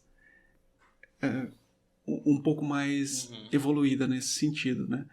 E faz muito sentido, né? Se a gente pensar na própria Lady Di, aí os tabloides ingleses, eles giram todos em torno disso também. Então essas coisas, elas acabam mostrando pra gente que a essência do ser humano, ela é algo meio sombrio, né?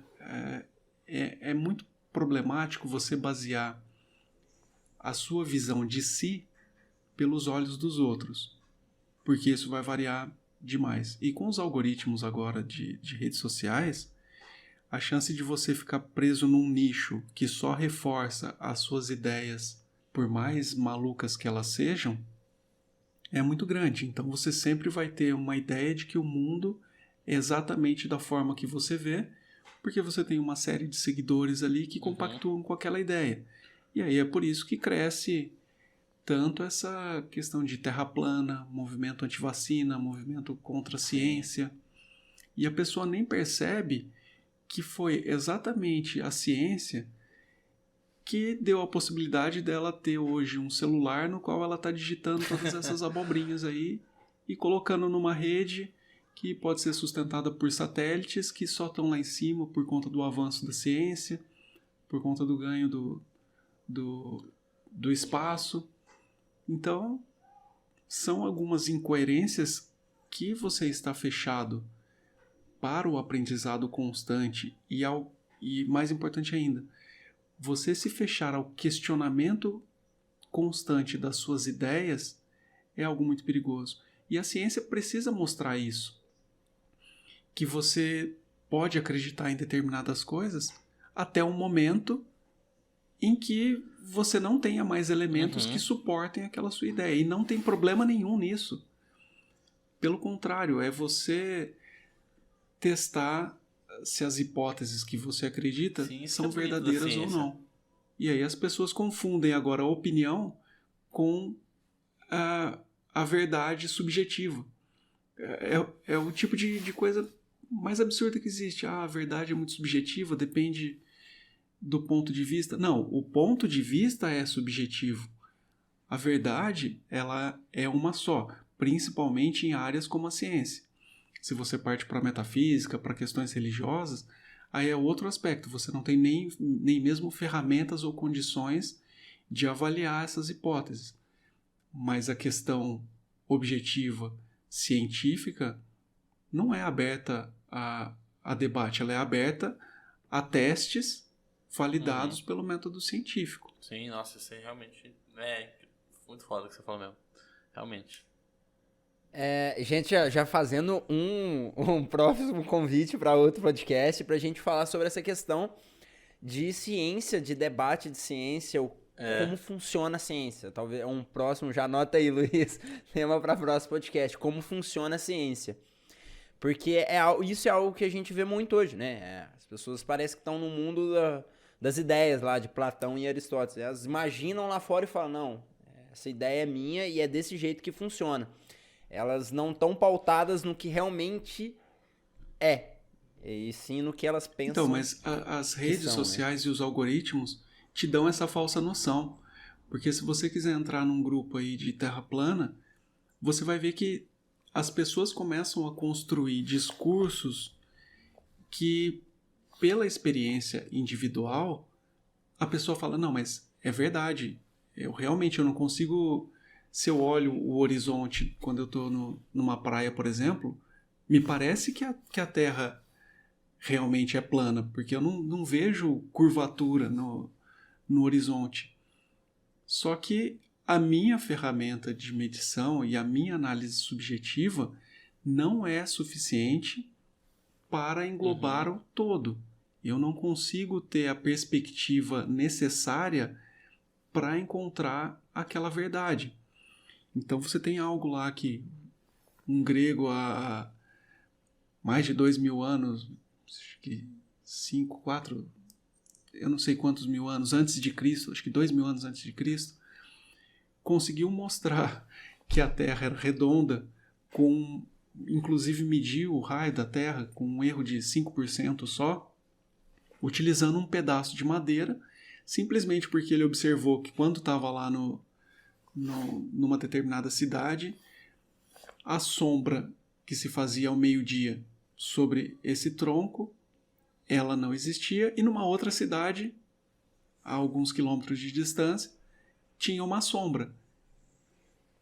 E aí a pessoa hoje, com todo o conhecimento já produzido pela humanidade na palma da mão dela, não consegue formular e aceitar que a Terra é redonda. Né? Porque, por exemplo, não sei se você assistiu aquele documentário que eu acho incrível da Netflix, que A Terra é Plana, chama, que não é um documentário falando sobre por que a Terra seria plana, alguma coisa assim. Não, é mais um documentário meio que tentando ver através dos olhos de quem é terraplanista, sabe? E acaba que eles entram num ponto muito importante e tal, que esse pessoal, eles não querem aceitar mesmo, eles querem participar daquele grupinho seleto e eles não passam pelo falseamento que a ciência tem. Então, por exemplo, no final do documentário, já dando spoiler já, Exato. É muito incrível o jeito que acaba, porque simplesmente eles chegam lá e basicamente eles vão fazer um plano para mostrar que a Terra é plana assim, que eles colocam luzes atravessando um negócio redondo durante muitos metros. Aí eles falam assim, beleza, se lá no último final, naquele último quadro, a luz bater numa altura diferente, significa que a Terra é redonda. E o que acontece? Realmente, a luz bate num lugar diferente. Aí os terraplanistas ficam tipo assim, a gente vai fazer de outra forma pra ver se vai provar, porque eu acho que tá faltando materiais suficientes, esse material não é mais apropriado e por isso que deu essa oscilação, sabe? Tipo assim, eles não acreditaram no que estavam vendo, porque eles provaram na cara deles que a Terra é redonda, sabe? Porque eles não quis acreditar, eles quis passar por cima e dar de qualquer jeito.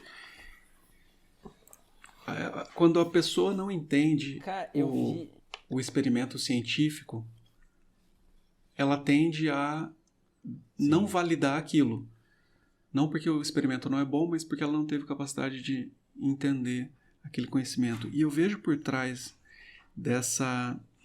desse questionamento constante, primeiro que é o de ter uma aceitação de um determinado grupo aí, que é um grupo extremamente acolhedor, né? Então você tem umas ideias bizarras lá e você de repente encontra, você era solitário, era sei lá, o esquisito, o excluído, e de repente você encontra um grupo que te acolhe.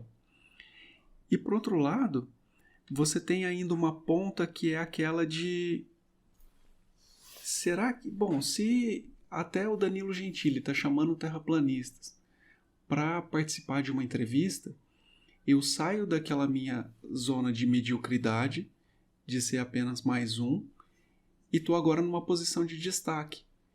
Então a pessoa ganha um destaque que ela não teria se continuasse seguindo as ideias convencionais. E a gente já viu que isso leva a vencer eleições, a conseguir posições de destaque na sociedade, ainda que você seja ridicularizado por uma grande maioria, e talvez a ciência tenha uma certa culpa nisso, de sempre ter sido algo muito hermético, muito fechado, ou não usar o linguajar adequado para englobar as pessoas. Esse é um dos pontos que a gente leva a esses extremismos, né? As pessoas acabam tendo essa visão, então elas preferem acreditar em teorias da conspiração, na qual ela enxerga que só ela ou um grupo de pessoas especiais consegue enxergar a verdade, que a maioria não consegue, sendo que a maioria é a que está correta, né? Mas você está na contramão, te coloca numa posição de destaque. Esse foi um dos pontos que a gente meio que criou esse podcast. Uma vez eu tava na UFLA, sentado lá na cantina com o Luiz, eu falei, cara, a gente não começa um podcast, a gente tava falando sobre desmatamento e etc. E aí o Luiz, ele é super engajado nisso, ele trabalha bastante com essa parte de animal e tal. E ele falou um tanto de dado que eu não tinha noção. E aí, depois passou 2 semanas, eu falei, vamos fazer esse podcast, porque o objetivo acho que é exatamente a gente tentar passar a ciência, passar conhecimento de uma forma muito simples. Um episódio anterior a esse, que ainda não saiu, a gente fez um episódio falando o que é célula. Então a gente tenta explicar, por mais que assim, a gente acaba muito caindo, é algo que eu sempre falo aqui, a gente sempre cai no mal do conhecimento. Esse é um dos grandes problemas com a ciência, né? Que já é o papo para outro podcast, mas quando a gente conhece muito sobre algo, aquilo se torna tão óbvio pra gente que a gente esquece que um dia a gente já teve dificuldade naquilo. Por exemplo, nossa, é óbvio que uma célula tem núcleo. Tá, mas talvez uma pessoa que mora na roça não sabe nem o que é célula. E eu acho que esse é um dos grandes pontos e por que cada vez surgem mais esses anticiências. Mas sabe outra coisa interessante? Que, pensando aí no método Paulo Freire, né? Já falei igualdade social e agora falei Paulo Freire, pronto. E professor de federal, ainda... Seu comunistazinho. Ainda bem que eu cortei o cabelo aqui. Tem que tirar a barba também. Então, e aí, amarrando tudo isso que a gente falou com a questão de investimento, né? Por que você tem pessoas que optam por uns investimentos absurdos? Então, o cara chega com uma proposta para você de 5% ao mês, que você vai investir em criptomoedas, e é um método com robôs, é o robô da NASA que tá fazendo trade ali a todo momento, você não entende bulhunfas disso, mas ouviu falar que o Bitcoin subiu não sei quantos 1000%, e aí você se acha especial porque está recebendo esse tipo de proposta, você acha que sabe mais do que as outras pessoas, você tem acesso a um conhecimento que a maioria não tem, e que vai dar muito certo, sendo que as chances, nesse caso nem é chance, tá? É golpe mesmo, é pirâmide, já para ninguém ficar em dúvida se isso é bom ou não. Ano passado teve uma galera caindo nisso. Não só ano passado, a todo momento tem gente caindo. Tive um colega me perguntando esses dias. E assim, as pessoas acreditam em umas teses mais absurdas do que propriamente fazer alguns investimentos mais adequados ou ter um balanceamento e gerenciamento de risco mais adequado, porque ela não se conforma em ficar rica daqui 10 anos, 15 anos. Ela quer ficar rica amanhã. Então a pessoa, e aí parafraseando aqui o Tony Robbins, não sei se ele é o primeiro autor dessa frase, mas é que as pessoas elas superestimam o que elas podem fazer em um ano e elas subestimam aquilo que poderia fazer em 10. Então o efeito de juros compostos a cada 10, 15, 20 anos, ele muda a pessoa de patamar. E a pessoa tem que pensar que ela não está mudando sozinha, ela está mudando a realidade de toda a família dela também.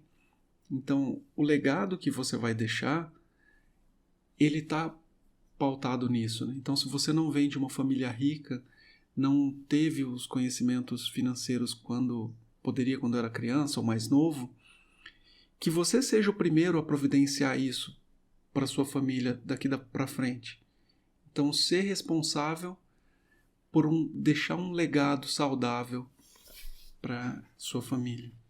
E a gente só consegue isso através de conhecimento verdadeiro, questionando as propostas que você recebe a todo momento e já deixando mais uma dica aí. Proposta boa, ela não bate na sua porta. Quem te liga é para te oferecer financiamento no banco ou para te oferecer um COI na corretora, que é um tipo de operação estruturada que não vejo muitas vantagens em você fazer isso. Então, se a proposta chegou a bater na sua porta, pensa 3 vezes mais do que você pensaria antes de investir o seu dinheiro. Só porque só essa semana o Itaú, o Bradesco, eu acho que eu tô devendo em algum lugar do mundo, porque eu já recebi, juro, essa semana eu recebi 3 e-mails de que você está precisando de dinheiro, faça um financiamento, sei lá o que é, com o Itaú, com o Bradesco. Eu falei, caramba, tô devendo. Cara, e o Itaú, esses dias, eu até tenho aqui o print. Esses dias o analista do Itaú fez uma recomendação de você entrar short em Ambev. Entrar short nas ações é quando você aposta que o preço vai cair. Ambev é uma empresa extremamente sólida, ia liberar balanço por esses dias. E ele faz uma recomendação de venda de uma empresa muito boa que as chances de cair eram muito baixas, né? E mesmo que caia, você entrar short a descoberto, que era a proposta que estava no release do analista do Itaú, se a empresa vai no sentido contrário, você pode entrar aí em prejuízos absurdos. É infinito. Na verdade, não chega a ser infinito porque a corretora vai te liquidar antes, mas você sai com... tem chance de sair com um prejuízo milionário aí nas costas. Logo depois de alguns dias, saiu o resultado da Ambev, ela começou a subir, ou teve uma oscilação momentânea, e o Itaú já lançou um outro release lá, do mesmo analista, falando que era para encerrar o trade, que quem seguiu ia ter tido um lucro de 5%, o que também não é verdade, porque o tempo para você entrar e sair da operação, e mais os custos de corretagem que a corretora te cobra, ou seja, a assimetria, o risco de você perder muito para ganhar muito pouco, não era nem um pouco atrativo. E você tem isso a todo momento. Então, embora você ache que eu estou numa corretora, tem um assessor aqui que trabalha só com isso, isso não significa que o investimento que ele está achando que é bom é um investimento que é bom para você. Eles têm ganho em corretagem, tem outros ganhos quando é vendido um produto do banco. Não é muito diferente do que quando um gerente de qualquer outro banco te oferece lá um título de previdência, ou pior ainda, um título de capitalização. Então, é por isso que você precisa ter conhecimento. Não terceirize o gerenciamento do seu dinheiro, do seu patrimônio, para outras pessoas. Ninguém vai dar tanto valor ao seu dinheiro quanto você mesmo. Eu acho que essa é a primeira dica que se pode ter de investimento. Eu acho que deu para discutir bastante, embora Sim. pareça algo muito aleatório, toda essa parte de questões psicológicas, ela está no cerne de Sim. qualquer investimento, seja financeiro, seja no investimento que você vai fazer da sua vida, na sua carreira. Eu acho que é uma base muito importante. Então é isso, gente. Esse foi o nosso podcast. Espero que vocês tenham gostado. Ele saiu um pouquinho maior do que o normalmente, mas foi um papo que eu achei sensacional. Foi muito reflexivo, eu achei muito top. Talvez um dos melhores podcasts que a gente já gravou. Sim, muito obrigado, Rodrigo, de verdade, cara. Foi muito agradeço, foi um prazer. E caso vocês gostaram do papo, assim, pode mandar um e-mail pra gente, acrescentando algo, fazendo alguma pergunta pro monduplapodcast@gmail.com. E siga a gente também nas nossas redes sociais, que também é só procurar Mão Dupla que você encontra a gente. E Rodrigo, você quer deixar suas redes sociais aí? Se vocês quiserem seguir o Instagram aí, @mourafit. Tem alguns memes lá de mercado financeiro, algumas reflexões algumas vezes. Então, é só me seguir lá. Eu acho que você deveria fazer uma página destinada a investimento, que é uma coisa que eu falei lá na introdução, a gente não debateu, mas o investimento para pessoas que fazem mestrado, doutorado, né? Cara, você sabe que eu tenho alguns alunos na medicina que já me pediram isso, pediram, na verdade, um curso, essas coisas. Não sei, quem sabe mais pra frente. Eu acho que talvez você deveria mudar, talvez, o direcionamento do perfil. Acho que seria bacana, porque você tem os dois lados da moeda, né? Você investe aí há bastante tempo e você também teve toda essa jornada de vida acadêmica. Então, você conhece também o estresse em que passa no mestrado, no doutorado. Então, estratégias, talvez, se você for fazer um BEP, né, um doutorado de sanduíche, você já ter algum dinheiro para talvez ter uma vida melhor lá. Então, acho que seria bacana, Vou pensar. Mas bom, esse foi o podcast, então, até logo, a revoar, bye bye, arrivederci. Ninguém mais deu tchau. Rodrigo, poxa. Tristeza. Vou ter que dar tchau, Rodrigo, pô. Ninguém quer dar tchau. Eu falei umas 5 línguas aqui. Você roubou todas as línguas que eu sabia falar, fiquei até com vergonha, velho. Au revoir, mes amis. Bye, bye. Tchau. Falou, galera. Arrivederci. Falou, galera. Até. Tchau.